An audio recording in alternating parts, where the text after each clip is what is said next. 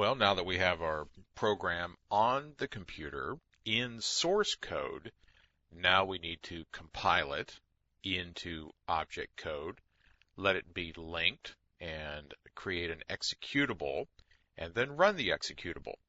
So let's do that on Windows first. We're going to compile and run our Hello World program that we just entered into the editor. We're going to do that with two commands, one cl space hello.c, and that's our compiler and linker, cl together. That's going to compile and link hello.c into object code, which we won't really see any file for that. And then it's going to create the executable. And it's going to assume that we want to call it hello. It'll take the first part of the file name, drop the .c off of it, and it's going to create a hello.exe on our Windows computer that we can then execute. So let's switch over to our DOS prompt that we created earlier. And there it is. It's same place that it was. Let me clear the screen here so you don't get too much of a peek. And let's look at our program. So we will type it out, show that it's still there. There's our pound include, main, printf, hello world, everything we put in there. And now we'll compile and link it. cl space hello.c. And there's our compiler starting up. And hello.c was our source code right here that went in, and there's our linker starting up. Remember that we have the compiler creating the object code, which is hello.obj. It's right there. And there's our linker that was automatically started up, and it was told to make the output hello.exe. That's all by default and automatic. And if we do a directory now, there it is.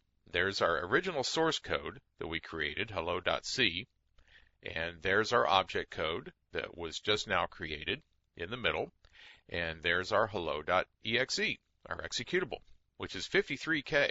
So a lot of other code was brought in there to get this program to work. And now to run it, of course, we just type hello.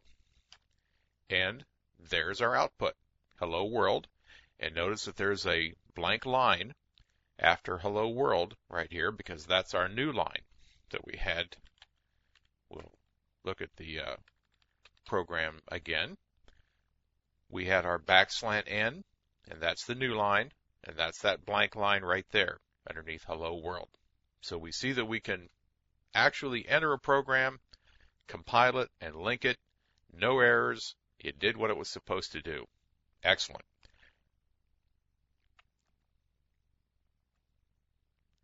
Now let's move on to our next slide here. And we're going to do the same thing, compile and run hello world in the Linux environment. And in Linux, we have two different ways that we can do this.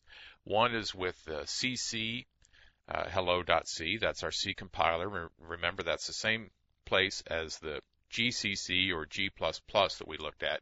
It's the same program that's going to be run, but we just use the CC because that's old school for a C compiler. And we'll cc hello.c, and then we run the program by executing a.out, because a.out is the default name of the executable produced by the Unix C compiler or Linux C compiler. A.out was the name of the default name of the output of the assembler that created the first C compiler back in the early 70s that we talked about earlier. So that used to be assembler.out or a.out, and the name has just stuck around. So that's why that's still there.